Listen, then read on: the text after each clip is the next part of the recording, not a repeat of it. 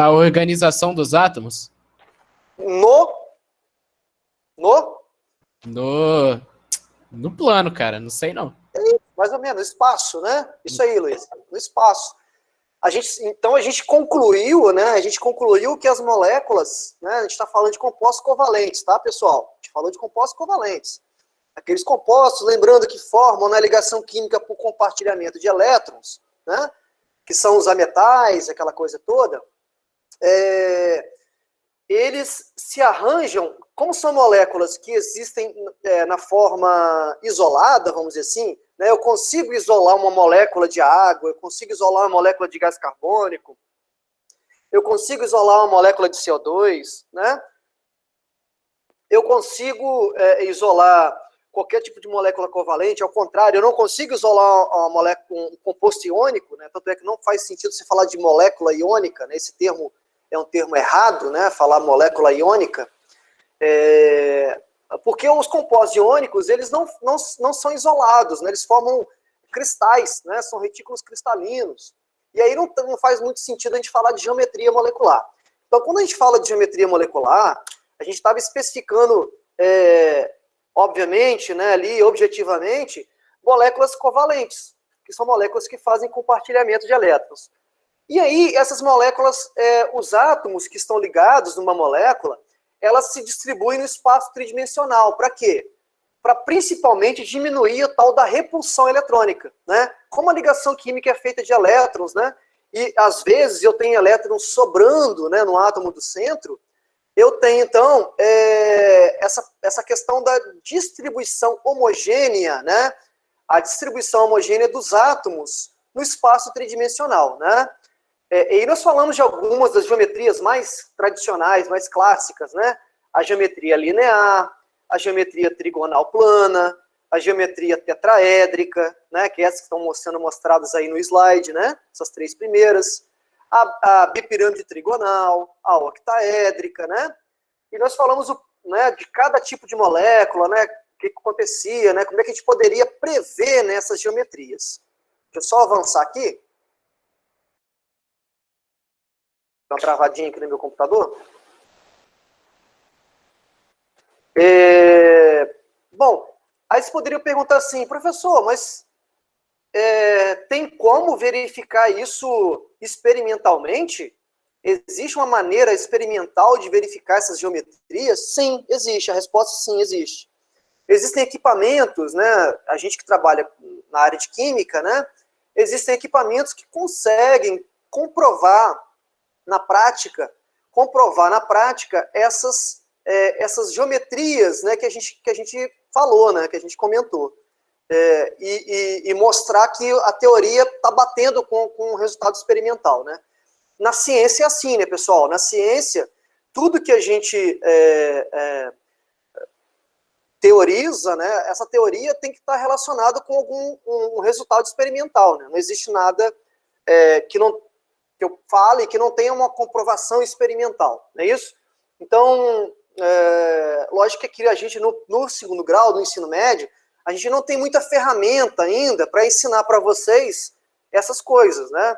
Que são coisas um pouco mais avançadas, né? Quem for fazer aí um curso de graduação na área de química, com certeza vai ver tudo isso na forma muito mais aprofundada, tá bom? Beleza. Alguma pergunta aí? Alguma pergunta? Por enquanto, não. Tá abrindo aqui as animações e por isso que está dando essa travada. Deixa eu pegar direto onde eu quero. Muito bem. Conectado, pessoal, a essa questão da geometria, né? Conectado a essa questão, a gente vai falar agora de um outro assunto muito importante que está ligado a todas as outras questões que eu já falei com vocês, que é esse tema chamado de polaridade, né? O que seria polaridade, né, de uma molécula, né? E quando eu falo polaridade de uma molécula, eu estou me referindo exclusivamente, mais uma vez, a compostos covalentes. Eu não estou me referindo a compostos iônicos. Por quê? Porque polaridade, esse termo, vem de uma questão da molécula ter polo. O que seria polo? Polo sul, polo norte. No caso aqui das moléculas seria polo positivo e polo negativo, né? Uma molécula é polar quando ela tem uma região da molécula que é negativa e uma região que é positiva. Os compostos iônicos, por serem formados por íons, ou seja, cátion e ânion, eles são naturalmente, eles são polares. Peraí, professor, eu não entendi isso. O que seria isso? Existem dois grupos de substâncias. As substâncias que a gente chama de substâncias polares e as substâncias que a gente chama de apolares.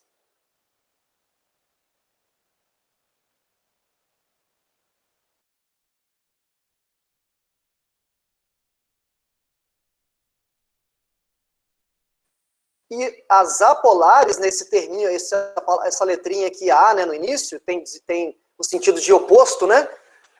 São, obviamente, as substâncias que não exibem polo, ok? Não exibem polo. Os compostos iônicos, eles são naturalmente polares. Por quê? Porque são formadas por cátions e ânions. Lembra lá do NaCl, né? O clássico composto iônico? O Na+, e o Cl-. Então, naturalmente, eu já tenho carga positiva e carga negativa, já tem um polo formado. Isso para moléculas covalentes, vai depende. Para moléculas covalentes, a gente vai ter que fazer uma análise de molécula a molécula, ok? Então, essa questão da polaridade é muito importante, porque ela que vai definir para a gente, por exemplo, ela vai definir para a gente a questão da solubilidade. A gente sabe que se a gente colocar óleo em contato com a água, a gente forma uma mistura, lembrando lá no iníciozinho do ano, né? Uma mistura heterogênea. Por que uma mistura heterogênea? Ou um sistema heterogêneo? Por quê? Porque o óleo ele não se dissolve na água, né? O óleo não se dissolve com a água. Eles são substâncias, água e óleo, são substâncias immiscíveis. Immiscíveis, ok? O que são substâncias immiscíveis? São substâncias que não se dissolvem uma na outra. E qual é a explicação para o óleo não se dissolver na água? Alguém sabe? Geometria molecular. Geometria molecular, que vai se refletir em quê? Exatamente. Se refletir na... O que a gente está falando agora. Organização dos átomos? Na polaridade. Polaridade. Isso, na polaridade. Existe uma regra na química que a gente diz assim, ó, semelhante, não sei se vocês já ouviram isso. Semelhante dissolve semelhante, vocês já ouviram isso? Semelhante dissolve semelhante. Já. Alguns já, outros não, né? Com certeza. O que ele quer dizer com isso? Semelhante dissolve semelhante. A interpretação disso é, substâncias polares, elas se dissolvem em substâncias que também são polares. Substâncias apolares não se dissolvem em substâncias que são polares. Eu tenho que ter uma semelhança entre a característica da substância. Isso é muito importante para a gente explicar por que o óleo não se dissolve na água. Né? Por que o óleo não se dissolve na água? Porque o óleo é uma substância apolar. E a água é uma substância polar. Então eu tenho diferença de polaridade aqui, ó. Tá vendo? Se eu tenho diferença de polaridade, essas duas substâncias elas não se misturam entre si. O óleo, então, se misturaria com o quê, por exemplo? Alguém tem uma ideia? Alguma coisa do nosso dia a dia? Detergente. Na verdade, o detergente, ele meio que separa as partículas do óleo. Tem um outro mecanismo que a gente chama de formação de micelas. Isso vocês veem muito em biologia, né? Formação de micelas, e que é aquele sistema de cabeça-cauda. Eu não sei se vocês já viram isso na biologia ou vão ver ainda. Mas, por exemplo, vamos fazer aqui uma análise aqui, por lógica, e aí vai ser tudo por lógica. Pode ser, Isabela, manteiga, perfeito. Manteiga. Você usou uma lógica, né? Por quê? Manteiga não se dissolve em água. Logo, qual é a conclusão? Óleo se dissolve na manteiga, não é isso? Quer ver outra coisa? Gasolina. Água e gasolina se misturam?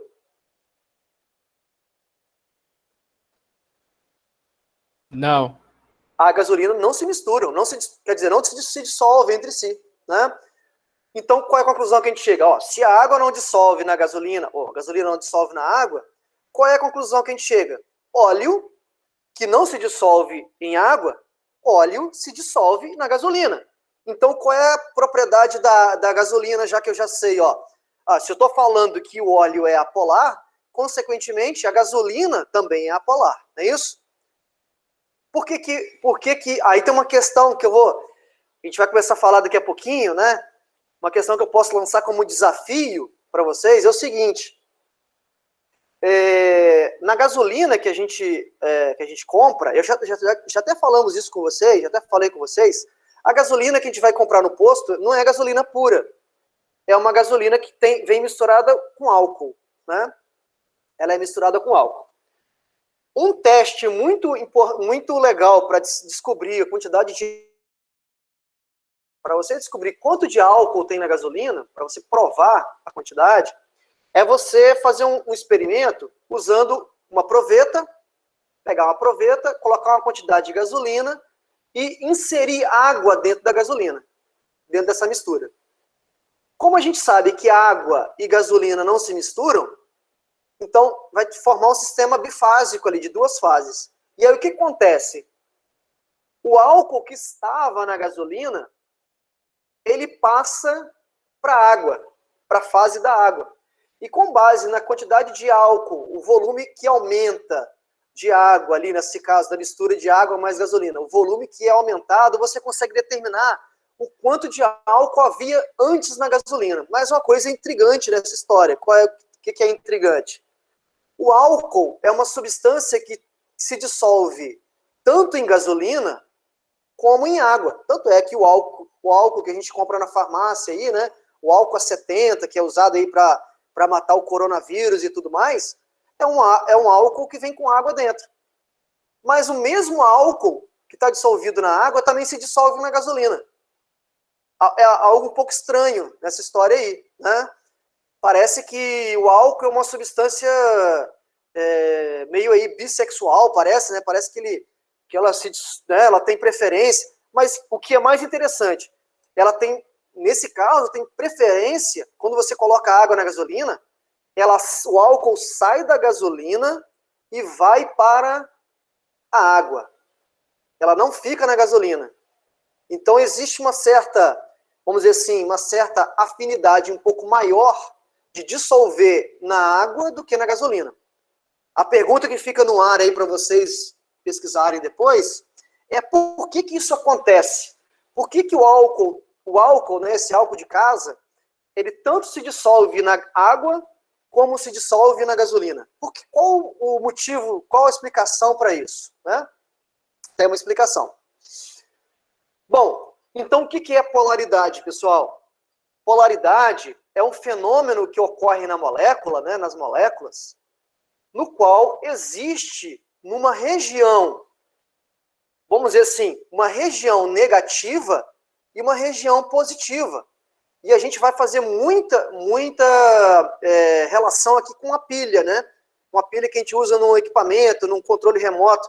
A pilha não tem uma polaridade, ou seja, não tem um lado positivo e um lado negativo.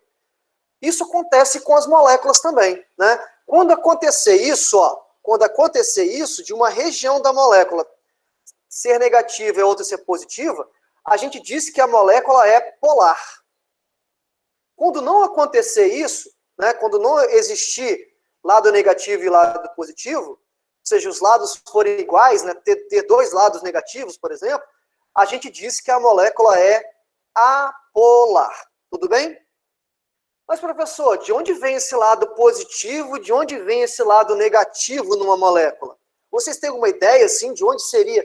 O que origina na molécula um lado negativo e o que origina um lado positivo na molécula? É aquela coisa de metais e ametais. O metal sempre tem tendência a perder e a metal sempre tem tendência a ganhar. Isso tem a ver com uma propriedade que a gente viu lá atrás, chamada de eletronegatividade. Eletronegatividade. O que é eletronegatividade?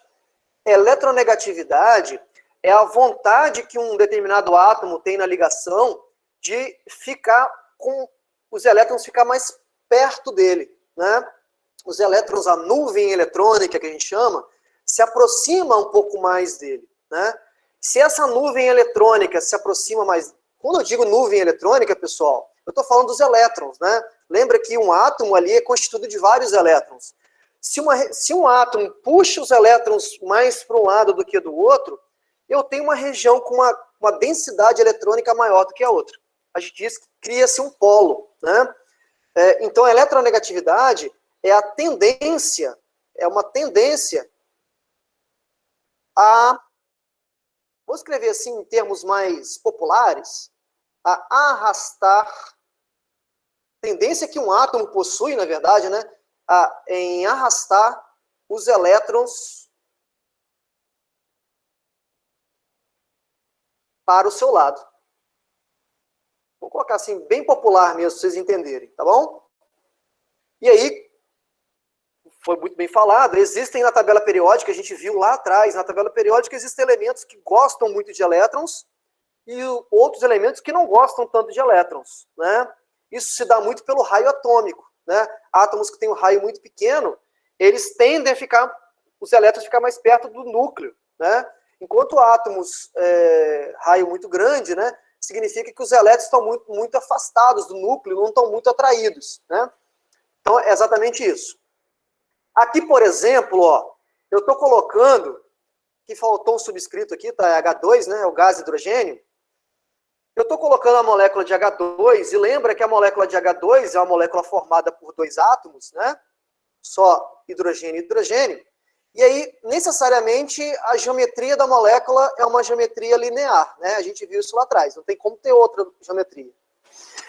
E aí, como são dois átomos iguais, não existe uma tendência de elétron ficar de um lado ou do outro. Os elétrons ficam igualmente distribuídos ao redor desses dois átomos.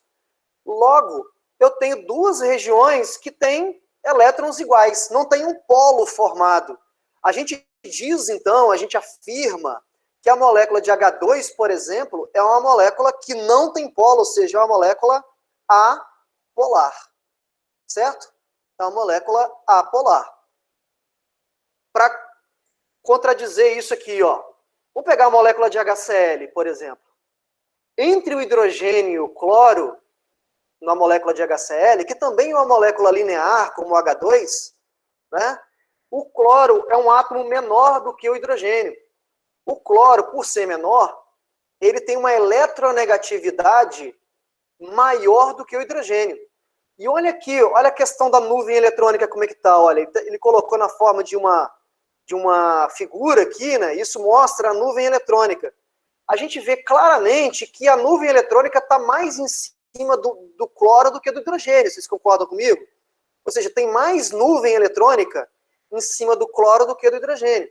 Em outras palavras, esse lado da molécula é mais negativo, em contrapartida, esse é menos negativo ou mais positivo. Se a gente tem essa diferença aqui de nuvem eletrônica, olha, eu tenho de um lado uma molécula que tem mais elétrons do que o outro, a gente diz que a molécula de HCl é uma molécula polar. Ok? Entenderam a diferença? Eu estou pegando moléculas simples para a gente começar a pegar moléculas um pouco mais complicadas. Alguma dúvida aí? Tá. Bom, Aqui na química, a gente usa alguns termos para ficar mais fácil, tá? Como o cloro é o elemento mais eletronegativo da ligação, dos dois átomos aqui, né, da ligação covalente aqui, que liga o H ao cloro, a gente diz que o cloro é o átomo mais eletronegativo, a gente escreve assim um delta. Delta é uma letra grega. Delta menos. E a gente coloca em cima. Vai com Deus. E a gente coloca em cima do hidrogênio aqui, ó, a deficiência de elétrons, um delta positivo. Essa letrinha aqui é chamada de delta, tá? Do grego. E aí, pessoal, a gente usa uma setinha, uma seta, indicando para onde que está indo os elétrons. Assim, ó. Essa seta aqui, ó, vocês vão ver em física, ou já viram em física, é chamado de vetor. Vocês já viram isso em física? Vetores? Já. Perfeito. Beleza, então vai ficar muito mais fácil vocês entenderem polaridade. Esse vetor é chamado, na química, de momento de dipolo. Ok? Momento de dipolo. Aí, bom, então vamos conceituando as coisas aqui para a gente começar a descobrir quais moléculas são polares, quais são apolares. Eu tenho uma região com mais elétrons do que outra na molécula. Portanto, ao contrário aqui do H2, a molécula de HCl é uma molécula polar, e essa molécula polar, ela exibe, quem chama, de um vetor chamado de momento de dipolo. Professor, beleza, eu entendi isso tudo. Isso aí para mim está muito fácil, mas é uma questão muito mais séria. Tá, você está mostrando uma molécula linear aí fica muito óbvio eu saber qual é o lado da molécula que tem mais elétrons do que o outro. Por exemplo, se eu colocar assim, ó, HBr, né, um outro, eu sei que essa molécula é polar, por quê? Porque o bromo é mais eletronegativo do que o hidrogênio. Eu tenho um vetor aqui. Professor, se você colocar uma molécula tipo O2, essa molécula aqui, como são dois átomos iguais, né, o O2, como são dois átomos iguais, eu não tenho vetor. Por quê? Porque são dois átomos que têm a mesma eletronegatividade. Eu não tenho elétrons saindo de um lado para o outro. É igual a H2. Então, essa é a primeira conclusão. Quando eu tenho uma molécula linear formada por dois átomos diferentes, vai ser sempre polar. Quando eu tenho dois átomos, uma molécula formada por dois átomos iguais, vai ser sempre apolar. Então, o oxigênio, por exemplo, do ar que a gente respira, o oxigênio ele é uma molécula apolar, né? É uma molécula apolar. Beleza, mas professor, e quando for uma molécula mais complicada, né? Por exemplo, eu vou pegar uma molécula que tem uma geometria tetraédrica, né? Como é que eu vou descobrir a polaridade dessa molécula? Por isso que os vetores serão importantes para a gente. Muito importantes. Por quê? Então, como determinar se uma molécula é polar ou não? Aí, a questão do momento de dipolo. Momento de dipolo. Que nos livros, você vão encontrar isso com uma letra grega chamada mi, com uma setinha em cima, assim, ó, mi. Ok? Se esse mi for igual a zero, a gente diz que a molécula é apolar. Se esse mi for diferente de zero, a gente diz que a molécula ela é polar. Professor, e como que eu determino se é igual ou diferente de zero? Isso tem a ver com a geometria da molécula. Então, olha só como geometria molecular vai ajudar, ou não, né, o nosso assunto agora, né? Então, repetindo, para eu descobrir se uma molécula é polar ou não, eu preciso descobrir esse Mi aqui, ó, que é o momento de dipolo. Se a resultante dos vetores, né, for igual a zero, a gente diz que a molécula é apolar. Se for diferente de zero, a gente diz que a molécula é polar. Então, por exemplo, aqui atrás, ó, o HCl tem um vetor. Esse vetor aqui, ele não é zero, ele tem um valor. É diferente de zero, né? Por isso que a molécula deu polar. Ao contrário do H2, o H2 nem vetor tem. Não é por que não tem vetor? Porque não tem elétron sendo puxado de um lado para o outro. Entenderam? Alguma dúvida aí? Professor, eu tenho uma dúvida. Como é que a gente vai encontrar aquele Mi lá? Vamos lá. Vou explicar para você. Então, caramba, só um minutinho que deu um bug aqui.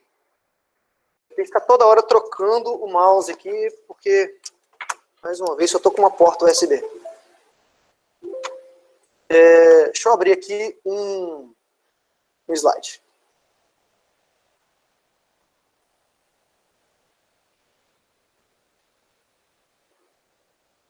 Deixa eu tirar isso. Tá. Vamos pegar aqui, pessoal, por exemplo, vamos começar aqui com um exemplo da molécula de H2O, desculpa. Já falamos aqui de duas moléculas, dois tipos de moléculas, né? Molécula linear, por exemplo, molécula linear formada por dois átomos diferentes, molécula linear formada por átomos iguais.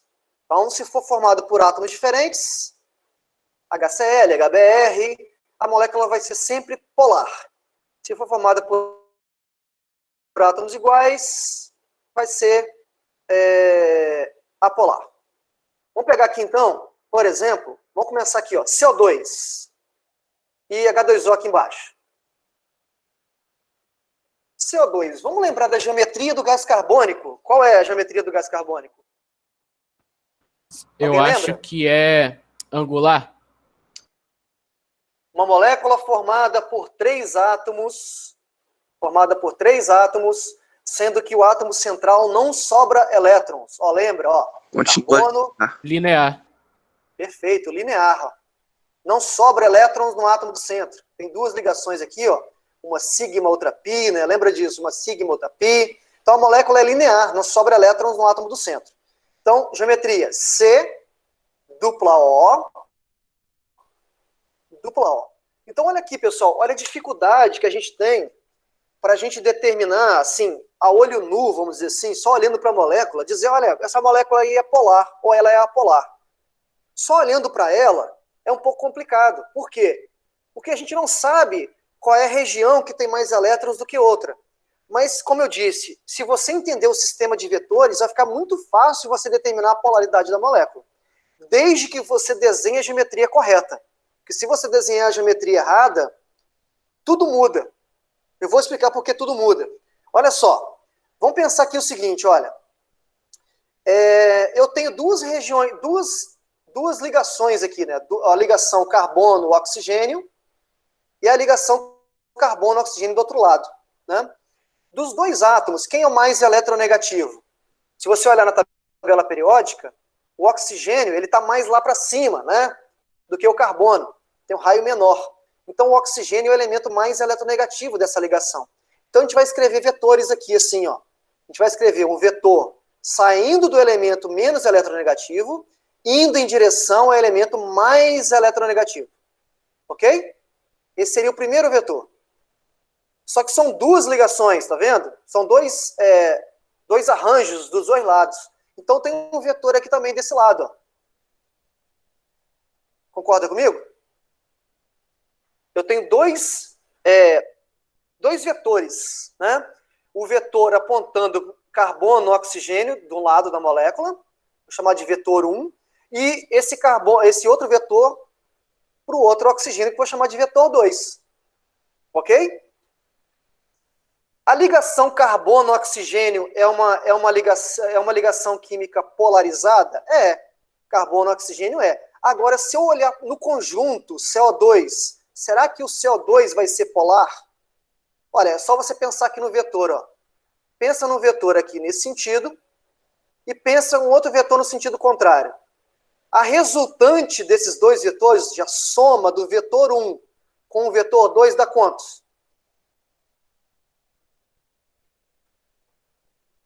Dá 3, ué. Não, não é somar 1 com 2. É nulo aí, Ah, não? tá. É nulo. Ou seja, imagina uma pessoa puxando uma corda nesse sentido e a outra pessoa puxando uma corda no sentido oposto. Com a mesma força, com a mesma intensidade. Essa corda não vai sair do lugar, não é isso? A gente diz que a resultante desses dois vetores, ou seja, o mi resultante, o momento de dipolo desses dois vetores é o quê? Igual a 0. E quando isso dá 0, qual é a conclusão que a gente chega? Quando dá 0, a molécula é apolar. Então, conclusão, o gás carbônico é uma molécula apolar. Entenderam aí? Ficou claro? Para dizer em outras palavras, olha, na molécula de gás carbônico não existe uma região na molécula que tenha mais elétrons do que outra. Os elétrons estão todos igualmente distribuídos ao redor dessa molécula. Sacaram a ideia? Essa questão do vetor é exatamente para facilitar a nossa vida, né? Vamos pegar aqui a molécula de água, por exemplo. Qual é a geometria molecular da água? Alguém lembra? Essa vocês nunca poderão esquecer, essa geometria. Angular. Lembra que a geometria era assim, ó?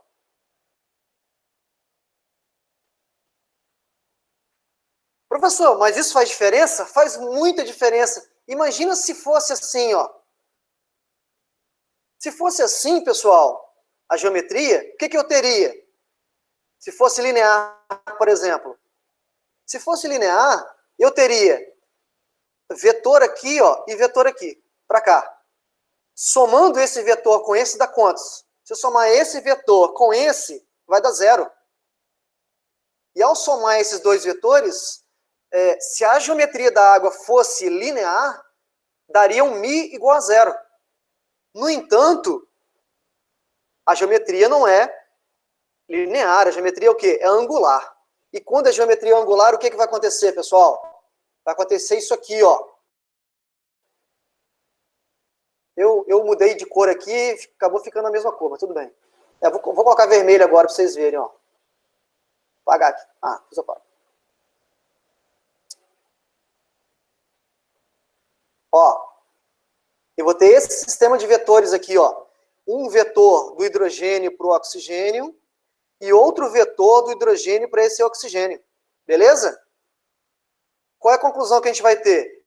A conclusão que a gente vai ter é que tem um sistema de vetores, se a gente imaginar assim, ó.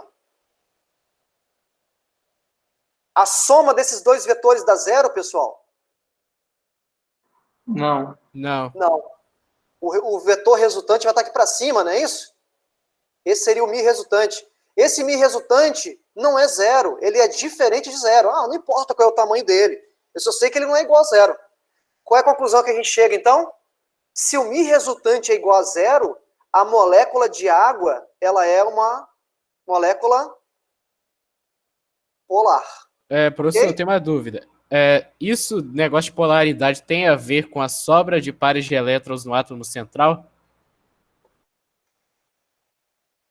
Não necessariamente, porque eu estou entendendo onde você quer chegar. Você está querendo generalizar e dizer o seguinte, professor, então toda substância que tem elétron no átomo central sobrando vai ser sempre polar. Não, eu não posso afirmar isso.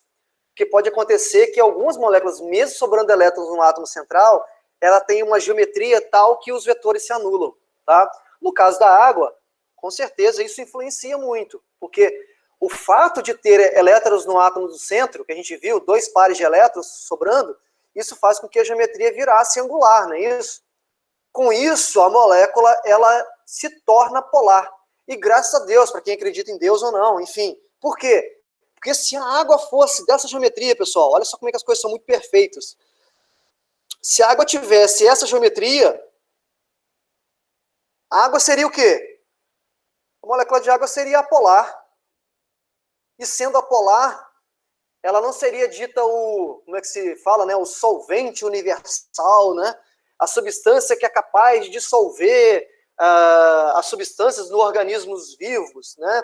Por que vocês acham que os cientistas ficam loucos procurando água em outro planeta, né?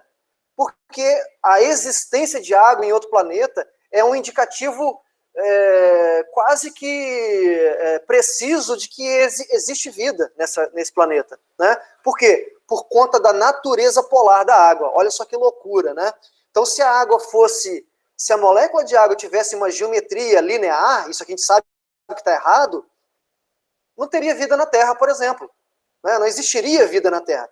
O simples fato da água ter uma geometria diferente, uma geometria angular, muda totalmente as propriedades. Ok? Então, enquanto o CO2 é apolar, enquanto que o CO2 é apolar, a água é polar. Aí eu pergunto, CO2 se dissolve com facilidade na água? O que vocês acham? CO2, gás carbônico se dissolve na água com facilidade? Olha, não Não. sei, cara, porque tem refrigerante que é dissolvido. Sim. Existe, de forma bem forçada, você consegue dissolver o gás carbônico na água, uma pequena quantidade, isso a alta pressão. Isso lá na fábrica do refrigerante, o gás carbônico é colocado em alta pressão lá dentro. Mas quando você abre o refrigerante e deixa aberto por uma hora, por exemplo, o que vai acontecer? O CO2 vai todo embora, porque o gás carbônico tem uma grande dificuldade de se dissolver em água, apesar de dissolver em pequena quantidade, né? Mas se dissolve com muita dificuldade. Por quê? Semelhante dissolve semelhante. Ó, a polar não se dissolve em polar. Ok? Perfeito aí? Podemos continuar? Ok. Então, pessoal, esse sistema de vetores que eu estou mostrando, que esse momento de dipolo, é útil para a gente ver o quê? Para a gente ver a região da molécula onde tem mais elétrons do que outra. O que esses vetores estão dizendo para mim? Estão dizendo o seguinte, olha, tudo está apontando para cima do oxigênio, né? Ou seja, está indicando que existe uma região sobre o oxigênio que é rica em elétrons e uma região em cima do hidrogênio que é pobre em elétrons. Seria basicamente essa figura, né?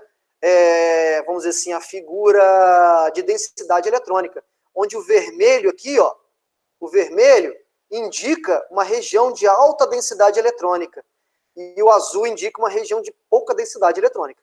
Quando eu tenho uma região com muito elétron, uma região com pouco elétron, eu tenho o quê? Um polo, não é isso? Então a água é uma molécula polar, que dificilmente você conseguiria concluir isso sem usar o sistema de vetores. Sem usar o sistema de vetores.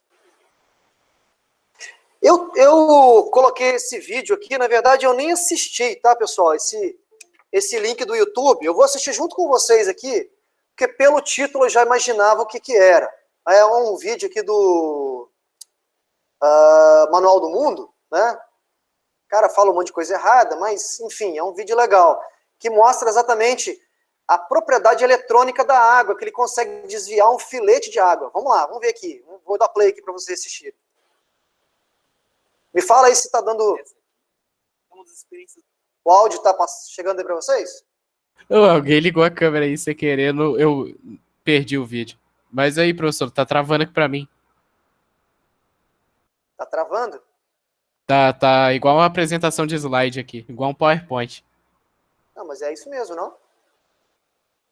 Não tá dando pra ver pra mim aqui, não. Manda o link aí que a gente abre aqui. Você não tá vendo o parado do... Ninguém tá O vídeo vendo aí, aparece, professor, só que o frame time está muito, muito alto e a queda de FPS também está muito alta. Entendi, aí tá travando. Sim, talvez por causa da conexão ou por causa do próprio computador, eu não sei. Eu acho mais conexão. Tá, eu vou copiar o link aqui. O vídeo tem 2 minutinhos só. Eu vou passar para vocês aqui no bate-papo aqui. Dá play aí, fazendo um favor, então.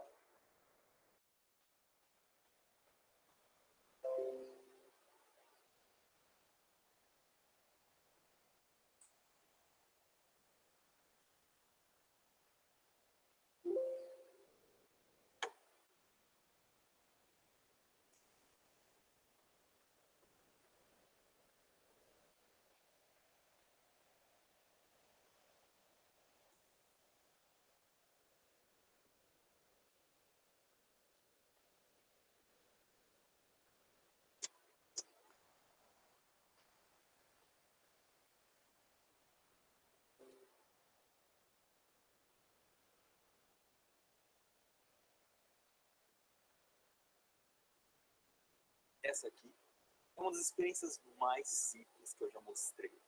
Você vai precisar só de um canudo.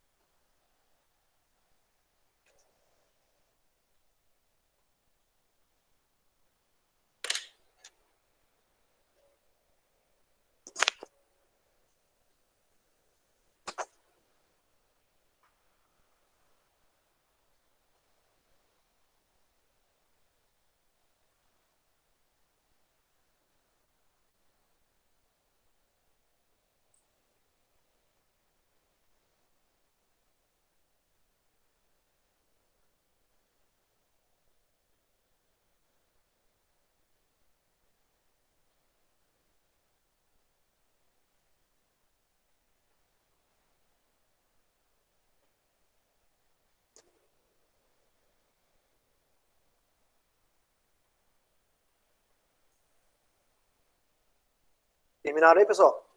Opa.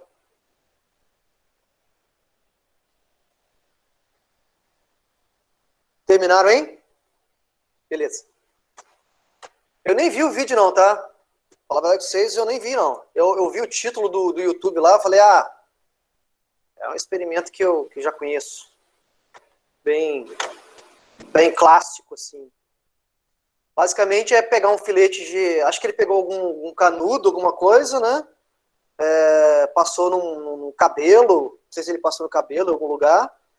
Fui lá no filetinho de água e papel? Foi no papel. Tá. E foi lá no filetinho de água da torneira e verificou que a água, o filete de água era atraído pelo filete, pelo canudo, né? Na verdade, o que ele queria fazer é mostrar a eletricidade estática do canudo, né? O que eu quero provar é o contrário. É provar que na água, a água é uma molécula que exibe polo, né? E por exibir um polo, ela é atraída pelo canudo que está, como se diz, eletrizado. Seria isso.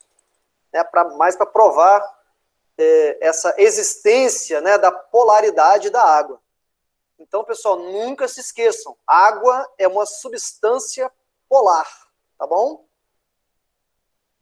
Água é uma substância polar.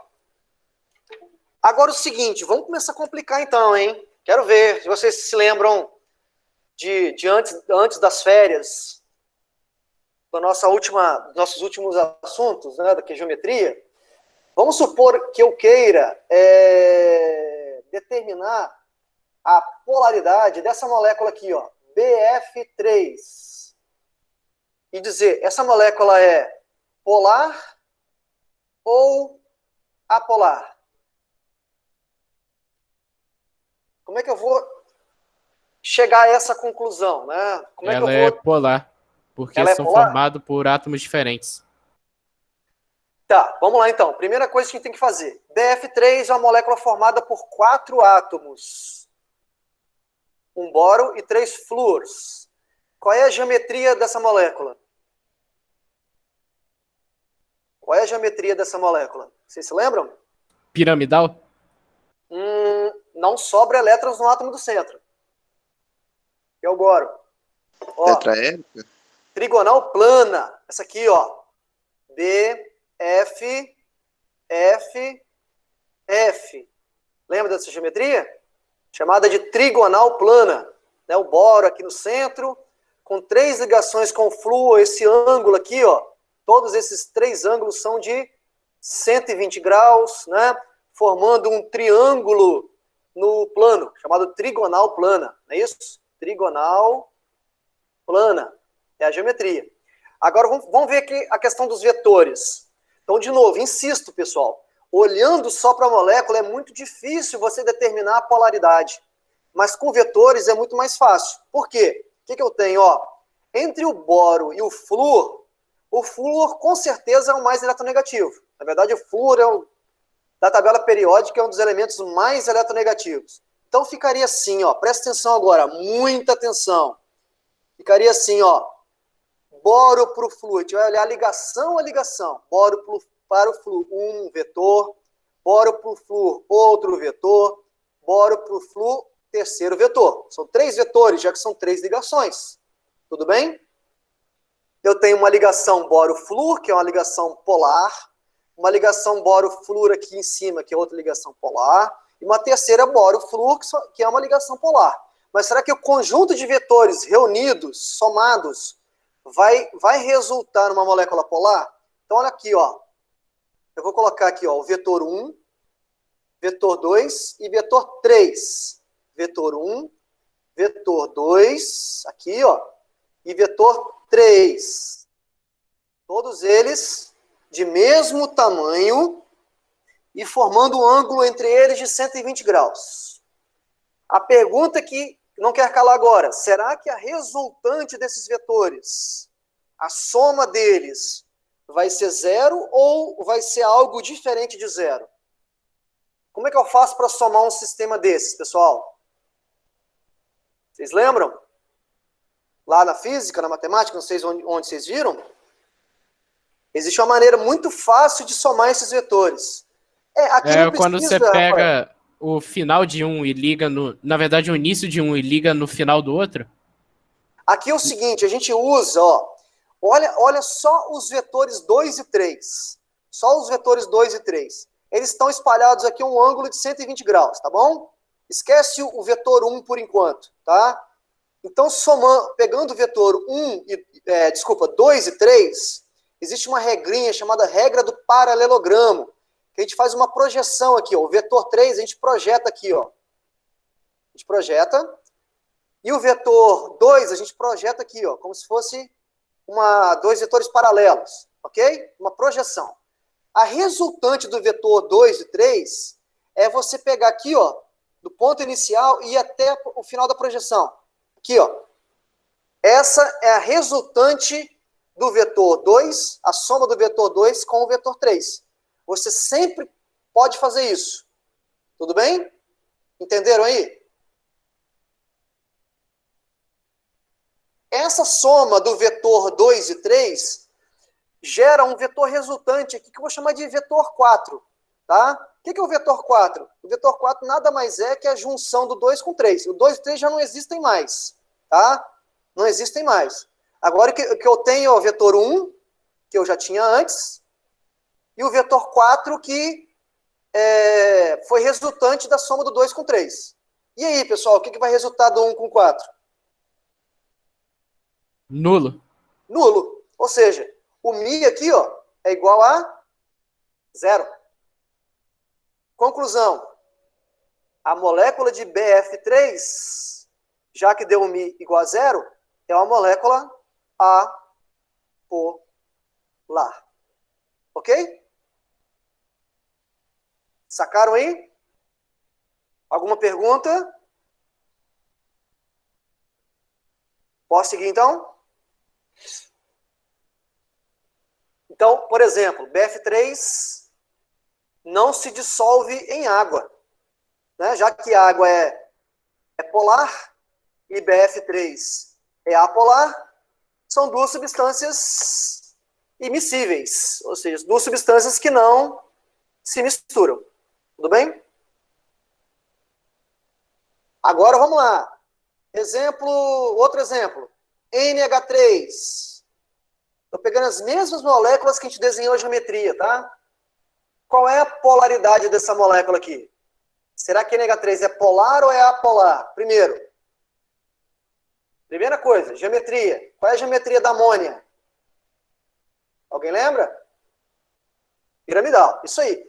A molécula de amônia é uma molécula formada por 4 átomos, assim como o BF3, só que no caso da amônia tem elétrons sobrando no átomo do centro. Então a molécula tem essa geometria aqui, ó, N, H, H e H. Aí eu tenho aqui, pessoal, olha, uma pirâmidezinha formada. Eu tenho 3 vetores, já que são 3 ligações. Quais são os vetores? Esse e esse. Tem como esses 3 vetores se somarem e dar 0? O que vocês acham? 3 vetores apontando para cima ali, ó. 1, 2, 3. Tem como esses vetores somados dar 0? Vai ser nulo isso? Nunca vai ser nulo, né? O vetor vai ser um vetor resultante aqui para cima, ó. O mi resultante vai ser diferente de 0. Portanto, essa molécula é uma molécula polar. Ou seja, a amônia, ela é uma substância que se dissolve em água. Ok? A amônia se dissolve em água. Por serem semelhantes na questão da polaridade. Perguntas? Então, geometria vai definir polaridade, tá, pessoal? Se você não lembra a geometria, tem que dar uma relembrada aí. Tá? Relembrar a geometria.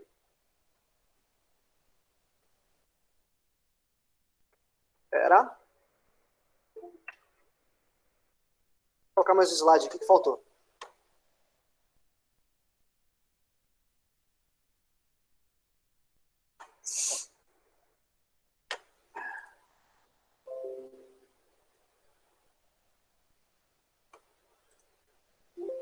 Rapaz, que bugzão. Salvar.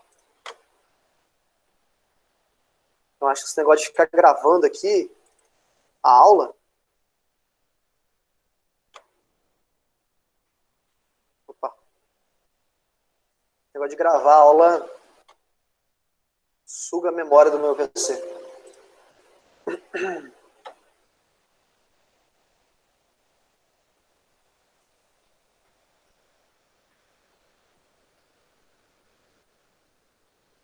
Beleza. Olha aqui, ó. Outra molécula aqui para a gente fazer um exercício aqui e terminar a aula. Ó, vou pegar aqui a molécula de CH4.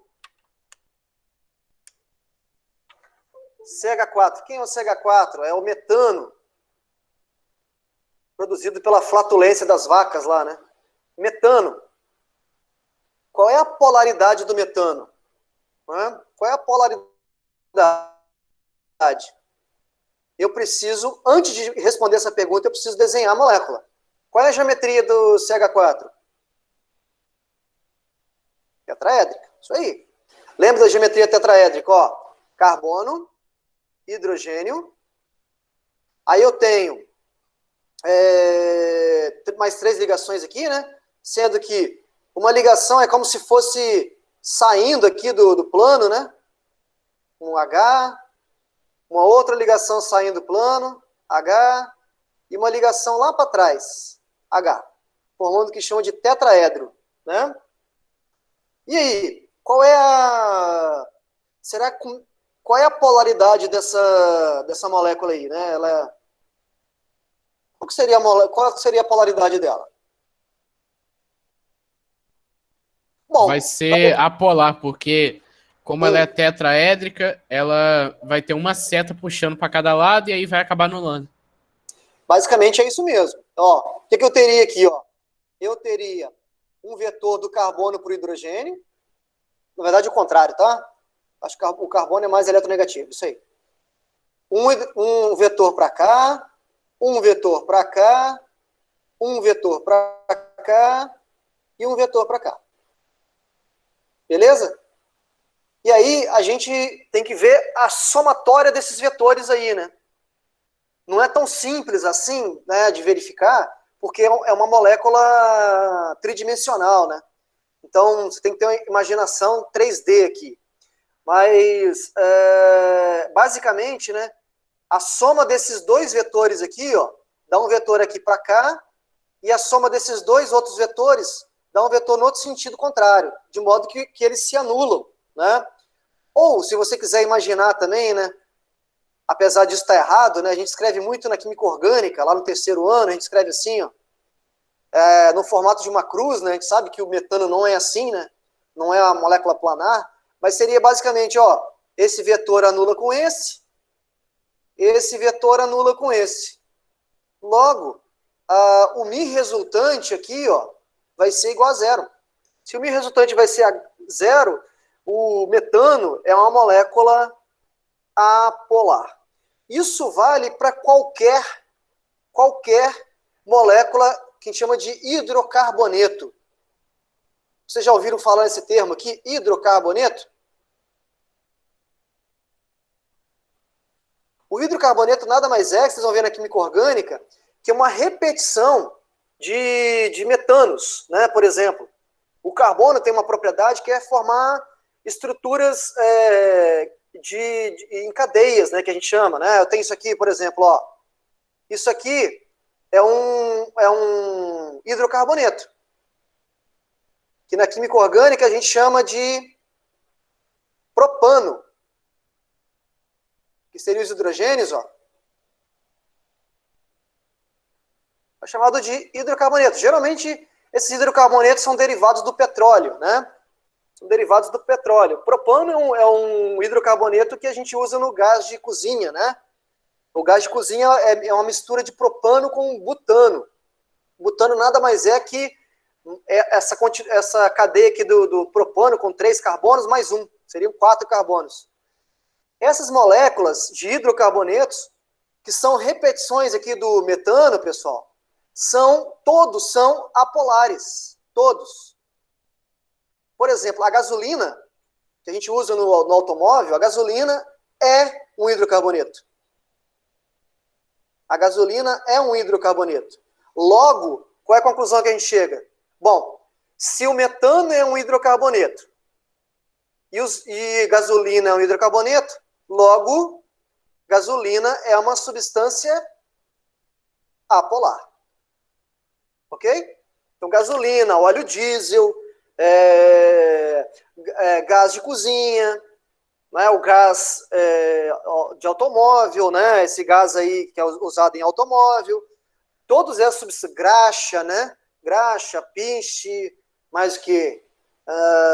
Isso, todos os derivados do petróleo lá que a gente conhece, que são os hidrocarbonetos, todos eles são substâncias apolares, portanto não se dissolvem em água com muita facilidade, né? Não se dissolve na água com muita facilidade. Aliás, não se dissolve em água, é muito difícil dissolver hidrocarbonetos em água, tá? Ok? Só lembrar do metano aqui, ó, que o metano é tetraédrico, os vetores se anulam, né? Logo, o μ resultante é igual a zero, a gente conclui então que a molécula é apolar, e isso vai se refletir para todos os hidrocarbonetos, tá bom? Aqui tem um resumo de algumas moléculas que a gente mostrou, né? Questão de polaridade baseado na geometria da molécula. Esses números aqui, tá, pessoal, são números que mostram a escala de polaridade, tá? Por exemplo, ó, o hidrogênio tem polaridade 2,1 e o cloro tem polaridade 3. Ou seja, o cloro é mais eletronegativo do que o hidrogênio. Não precisa decorar esses números. É só você lembrar dos dois átomos quem é o mais eletronegativo. Isso com a tabela periódica na mão fica fácil, né? Numa avaliação, no Enem, por exemplo, vocês vão ter acesso à tabela periódica. Beleza. Vamos fazer alguns exercícios aqui e a gente termina a aula. Alguma dúvida? Aí? Suave. Então tá bom. Depois eu passo lá uma listinha, como de costume, para a gente começar aí o terceiro bimestre. Peraí que tá travando aqui, para variar. Saco.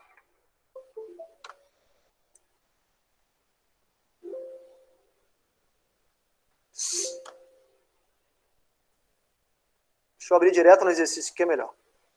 Tá abrindo uma animação aqui que eu não quero mostrar.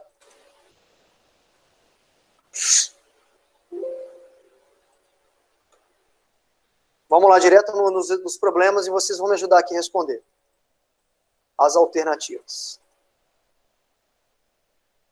E a gente termina a aula.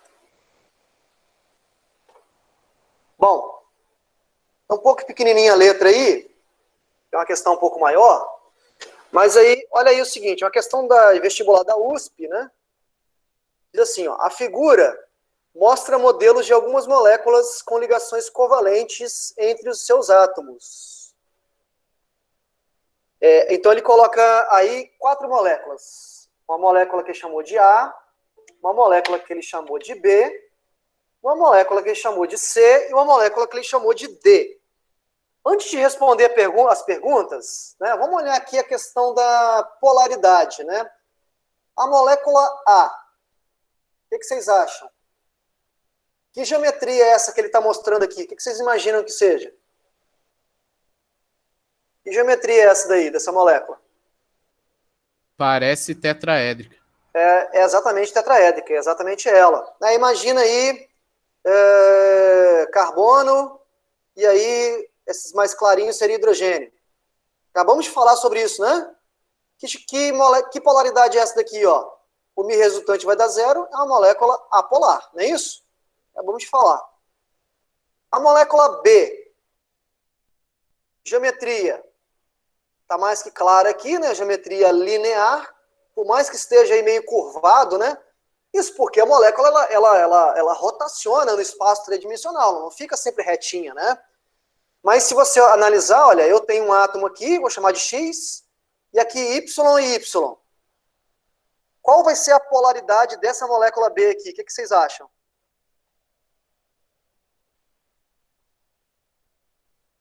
O que vocês acham? Eu acho que vai ser apolar, porque vai ter uma seta puxando para cada lado. Uma seta para cá, imaginando uma seta para lá, não é isso? Ó, Sim. Esse vetor se anula com esse, o Mi resultante vai dar 0, a molécula é também apolar. Já o C, que geometria é essa do C? Lembra que molécula? Angular. É angular, né? Da água, não é isso? Lembra a geometria da água, angular, né? Geometria angular eu teria um vetor para cá, um vetor para cá, né? E aí eu teria um resultante para cima. A molécula de água a gente sabe, né? A molécula é polar. Acabamos de ver isso. E a molécula D aqui, ó, molécula linear formada por 2 átomos diferentes. Não tem outro jeito. Vai ter um vetor, e esse vetor não vai ser nulo. Ou seja, a molécula é polar. Posso direto aqui na pergunta, ó. Dentre essas moléculas, pode-se afirmar que são polares apenas. Polares apenas. C e D. Alternativa letra E. Muito fácil isso, né? Questão da USP, pessoal. Melhor universidade da América Latina. Muito fácil. Facílimo. Vamos lá. Uma substância polar tende a se dissolver em outra substância polar. Foi o que a gente disse. Semelhante dissolve semelhante. Com base nesta regra, indique como será a mistura resultante após a adição de bromo, Br2, a uma mistura inicial de tetacloreto de carbono, CCl4 e água, H2O. Então vamos tentar analisar as substâncias que ele cita aqui no texto. Br2, CCl4 e água. 3 substâncias aí diferentes, né? Vamos analisar a polaridade de cada uma. Qual é a polaridade de cada uma? Polaridade do Br2 primeiro, qual é? Só abrir mais um slide aqui, em branco, para a gente resolver. Ah, já tinha já, mané. Ó, Br2. Quem é o Br2? Br2, Br ligado a Br. Molécula linear formada por 2 átomos iguais. Apolar. Opa, eita. Quem é a outra molécula que cita lá no texto? CCl4, não é isso? CCl4. O que será que seria isso? CCl4.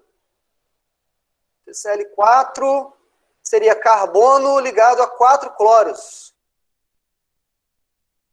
Opa, rasurei ali. Muito parecido com o carbono ligado a 4 hidrogênios, do metano.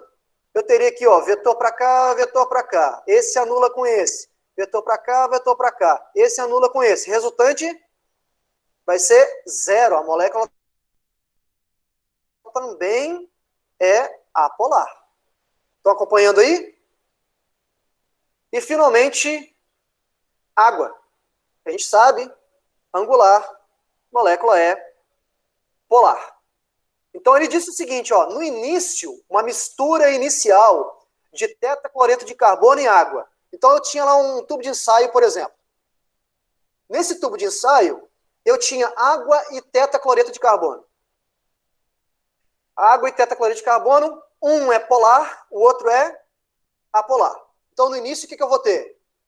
Água, tetacloreto de carbono. Por que eu vou ter isso? Opa!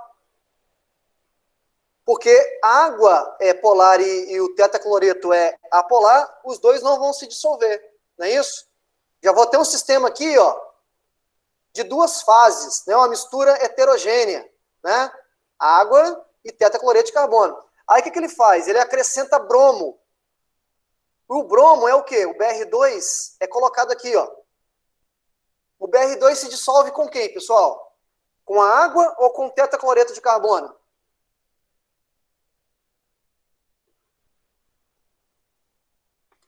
Diz para mim aí.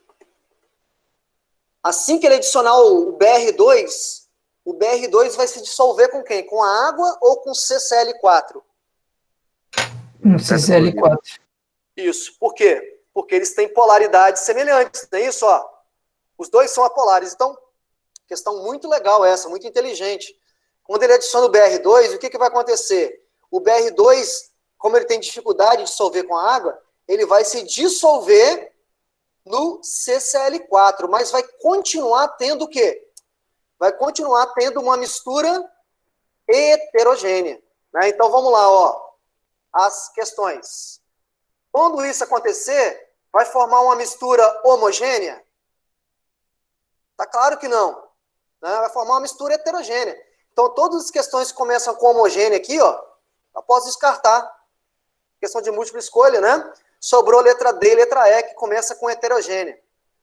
Letra D vai formar uma mistura heterogênea com o bromo se dissolvendo principalmente no CCl4. Perfeito. Letra D. Ok? Então, aí ele colocou conceitos diferentes, né? O conceito lá do primeiro ano de mistura homogênea e mistura heterogênea com o conceito de solubilidade, né? Com o conceito de semelhante, dissolver semelhante. Questão joinha aí, questão muito, muito, muito boa. Para a gente pensar um pouco, né? No dia a dia nosso. Vamos lá. O momento dipolar é a medida quantitativa da polaridade da ligação. Em moléculas polares, a resultante dos momentos dipolares diferentes a todas as ligações apresenta valor igual a 0. Na verdade, ele está dizendo um conceito aí no cabeçalho do texto que ele não necessariamente precisa ter dado isso. Né? Então, a gente tem que lembrar que se der igual a 0, o momento dipolo, a molécula é apolar. Se der diferente de 0, a molécula é polar. Entre as substâncias covalentes abaixo, quais as que apresentam a resultante dipolar igual a 0? Vamos lá. 1, metano. Já desenhamos ela na nossa aula ali atrás, né? O metano é uma molécula polar, ou seja, aqui o momento é igual a 0. Vamos por eliminação aqui, tá, pessoal? O 4, ó. O 4 é o N2. N2 seria molécula com 2 átomos iguais. 2 átomos iguais, o Mi igual a 0. Ok? O Mi igual a 0. Então, qualquer alternativa que não tiver, por exemplo, o 1 e o 4, a gente já pode descartar. Por exemplo, A letra A, ó, apenas 1 e 2, não está incluindo 4, então já pode descartar. Letra B, apenas 2 e 3, podemos descartar porque não está incluindo nem o 1, muito menos o 4. Letra C, apenas 1, 2 e 3, o 1 ele inclui, mas o 4 não. Então a gente pode descartar também. O 1, o 2 e o 4, está incluindo o 1 e o 4. Então a gente vai ter que ver isso aí. Letra E, 1, 2, 3 e 4, também está incluindo o 1 e o 4. Beleza. Molécula de HBr, pessoal. Molécula de HBr. Molécula linear formada por 2 átomos diferentes aqui, ó. Eu tenho o bromo mais eletronegativo que o hidrogênio. Eu tenho um vetor nesse sentido. Esse vetor aqui não é zero. Essa molécula aqui é uma molécula polar. Logo, o μ dele vai ser diferente de zero. Ele está procurando moléculas que são com μ igual a zero. Então, se qualquer questão que inclua 3 está errada. Portanto, letra E está errada. Está incluindo 3. Só sobrou a letra D. Apenas 1, 2 e 4. Professor, mas tem como você provar aí que o CS2 é uma molécula apolar? Tem. O CS2 é igual ao CO2. Só que no lugar do oxigênio, a gente troca aqui o oxigênio e coloca o S. CS2, ok? Aí eu teria um vetor para cá, um vetor para cá, esses dois se anulam, portanto o μ aqui resultante vai ser igual a zero, e a alternativa seria, inclui aqui, né? A primeira, a segunda e a quarta, portanto, letra D. Beleza? Perguntas aí?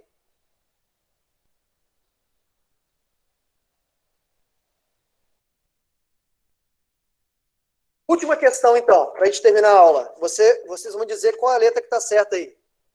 Vou só pegar um pouquinho de água aqui, já estou voltando, e vocês me dão aí a resposta, ok?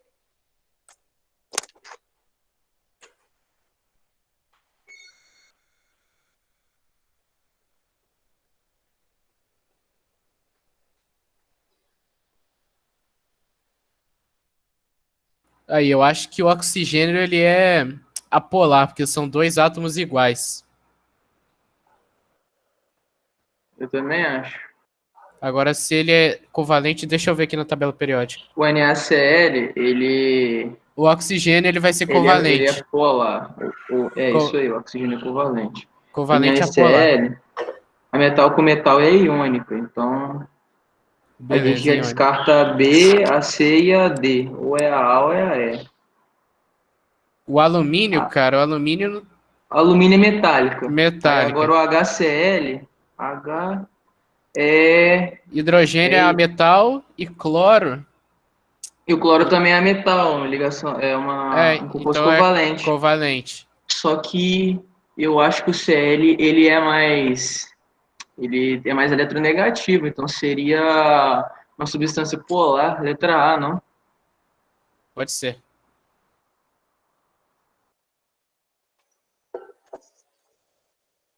Tô gostando da discussão aí.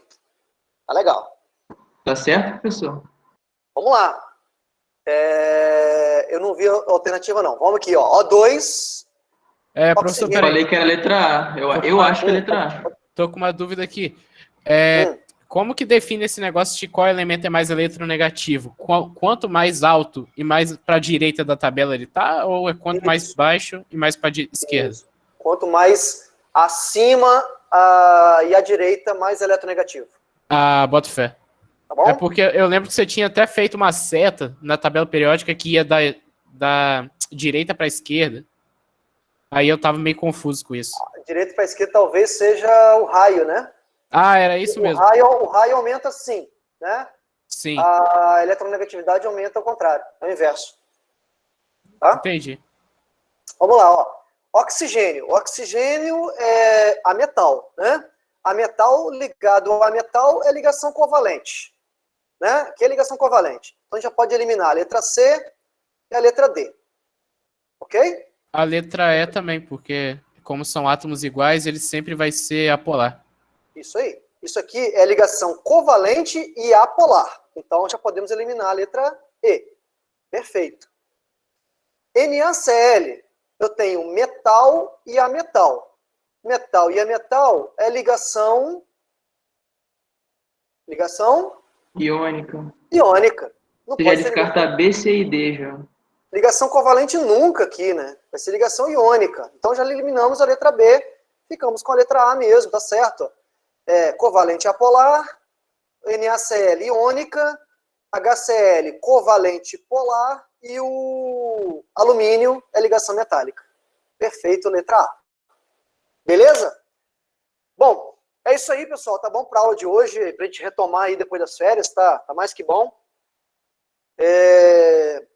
Passo uma listinha lá da apostila para vocês. E aí, qualquer dúvida, vocês me procurem. Se bem que segunda-feira seria o atendimento, é feriado, né? A gente tem um feriadão pela frente aí. O dia de vocês aí, o dia das crianças, né? Meu dia também, por que não? Sempre criança. Dia do professor também. Quinta-feira. É verdade, dia do professor, cara. Isso aí, esquecido disso. Dia 15, né? Mas nunca, engraçado que dia do professor nunca é feriado na escola, cara. Sempre tem aula. A gente tem que dar aula. Mas tá bom, tá valendo. O dia do estudante também é assim, não é? Dia do estudante também. Dia do estudante é outubro também, né, não? Ou já foi? Acho que já passou, né? Já foi. Eu lembro